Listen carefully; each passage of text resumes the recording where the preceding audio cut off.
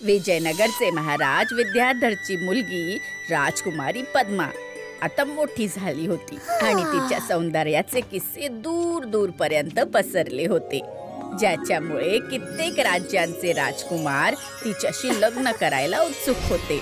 पण राजकुमार पद्मा लग्नाचं नाव ऐकताच नकार देत होती आणि त्याच्या मागे एक विचित्र गोष्ट होती. राजकुमारी, तुमच्या विवाहासाठी एकापेक्षा एक स्थळ आली, परंतु तुम्हाला कुणी मुलगा आवडतच नाही. पिताश्री, माझा तुमच्याशिवाय कुठल्याही पुरुषावर भरोसा नाहीये, म्हणून मी कुणाशीच विवाह नाही करणार. परंतु असं एकट्याने आयुष्य कसं सरेल?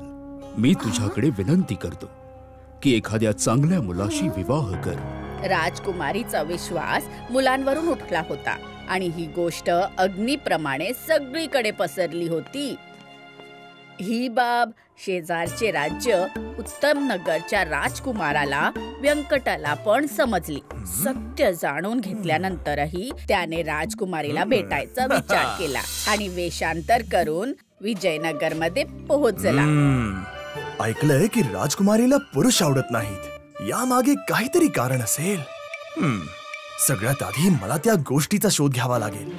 पण कोणाला विचारू? अरे, या वेळेला सोडून दे मुन्ना. पुढच्या वेळी जास्त ओझं नाही लादणार. वाचवा. भाऊसाहेब, ऐका. हो, बोला.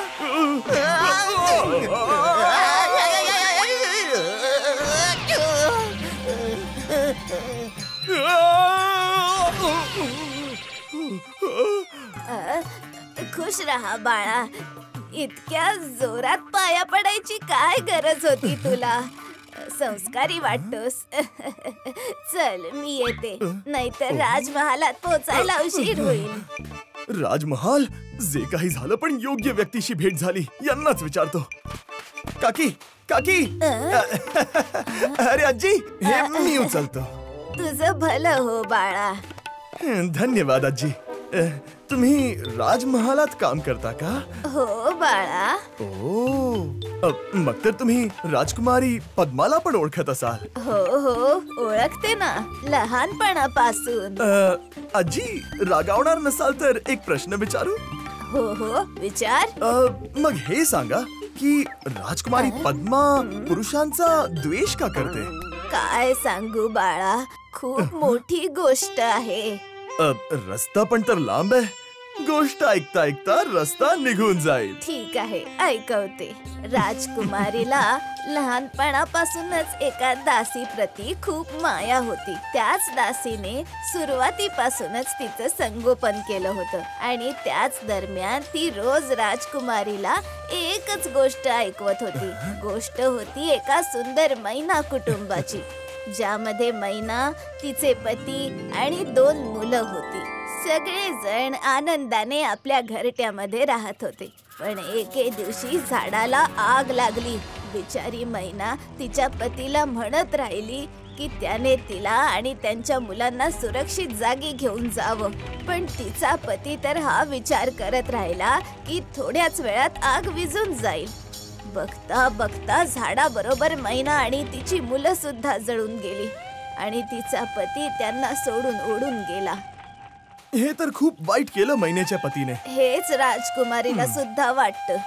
वारंवार एकच गोष्ट ऐकल्यामुळे ती इतकी प्रभावित झाली की हळूहळू तिला वाटायला लागलं की तिचा हा जन्म त्याच मैनेचा दुसरा जन्म आहे आणि गेल्या जन्मी तिच्या पतीने तिच्या बरोबर एवढं वाईट केलं होतं ना, म्हणूनच ती प्रत्येक मुलाचा द्वेष करते.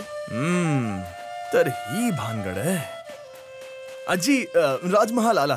गोष्ट ऐकवल्याबद्दल धन्यवाद.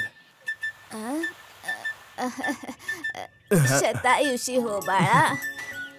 तर हे कारण आहे राजकुमारीच्या पुरुषांप्रती असलेल्या द्वेषाचं. मला काहीतरी असा उपाय शोधावा लागेल ज्याने राजकुमारीचा द्वेष नष्ट होईल. महाराज, मी एक कथाकार आहे. माझ्याकडे रंगीबेरंगी जुन्या नव्या परदेशातल्या अशा वेगवेगळ्या कथा आहेत. जर तुम्ही आदेश दिला तर मी त्या तुम्हाला ऐकवू इच्छितो. हो, का नाही. आदेश आहे. पण महाराज, माझी एक अट आहे. कसली अट? मी कुठल्याही स्त्रीशी बोलणार नाही आणि माझी कथा सुद्धा कुठल्याही स्त्रीला ऐकवणार नाही.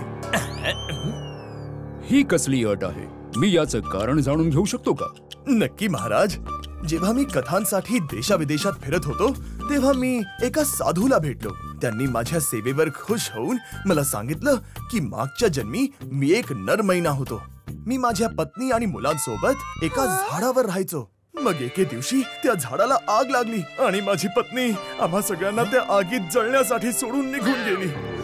मी तिला आम्हा सगळ्यांना वाचवायला सांगत राहिलो, पण तिने माझं काहीही ऐकलं नाही आणि फक्त स्वतःचा प्राण वाचवून निघून गेली. आणि जेव्हापासून मला ही गोष्ट समजली, मला स्त्रियांबद्दल द्वेष निर्माण झाला. मी ठरवलं की मी कधीही विवाह करणार नाही. थांब! तुझी ही हिम्मत की तू माझी कथा चोरलीस? तू कुणी कथाकार नाही, चोर आहेस. शिपायांनो, बंदी बनवा याला. महाराज, हा खोटं बोलतोय. ही याची नाही, माझी गोष्ट आहे. आणि सोडून मी नाही, हा गेला होता आम्हाला. मी तीच मैना आहे जी गेल्या जन्मी तुझी पत्नी होते. नाही महाराज, माझ्या गोष्टी अगदी खऱ्या आहेत. खोटं तर ही बोलते. नाही, तू खोटं बोलतोयस. राजकुमारी पद्मा आणि राजकुमार व्यंकटचं भांडण थांबायचं नावच घेत नव्हतं. दोघांना स्वतःची गोष्ट खरी वाटत होती. महाराज विद्याधरने पाहिलं आणि मग काहीतरी विचार करून त्यांचं भांडण सोडवायचं ठरवलं. थांबा. हा माझा दरबार आहे. इथली मर्यादा कुणीही भंग करू शकत नाही. यासाठी तुम्हा दोघांना शिक्षा होऊ शकते. क्षमा करा महाराज. क्षमा करा महाराज, पण हा आपल्या राज्याचा कसला न्याय आहे? माझी तर फक्त एकच अट होती की मी माझी कथा कुणा स्त्रीला ऐकवणार नाही.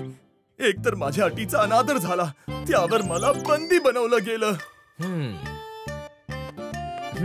आता बंदी बनवलंच आहे तर न्याय निवाडा पण तुम्हीच करा की तुमच्यानुसार कोणाची गोष्ट खरी आहे, माझी की राजकुमारी पद्माची.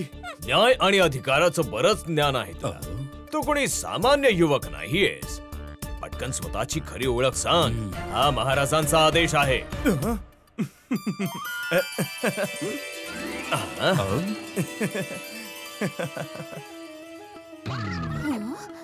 राजकुमार व्यंकट तुम्ही?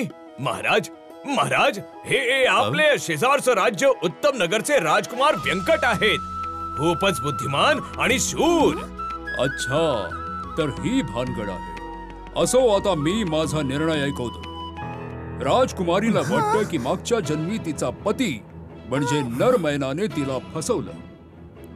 पण राजकुमार व्यंकटच्या कथेनुसार फसवणूक त्याची पत्नी मैनाने त्याची केली.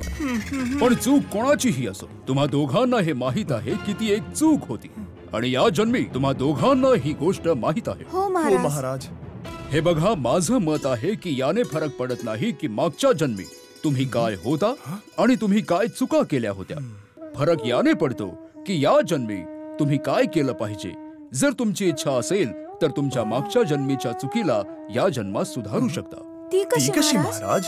तुम्ही दोघेही विवाह करा आणि मग एकत्र ती चूक न करता राहू शकता. पद्मा आणि व्यंकटला महाराजांचं म्हणणं समजलं आणि दोघांनी लग्न केलं आणि एकत्र मिळून प्रेमाने राहायला लागले. If you like this video, subscribe to our channel Murthy Media.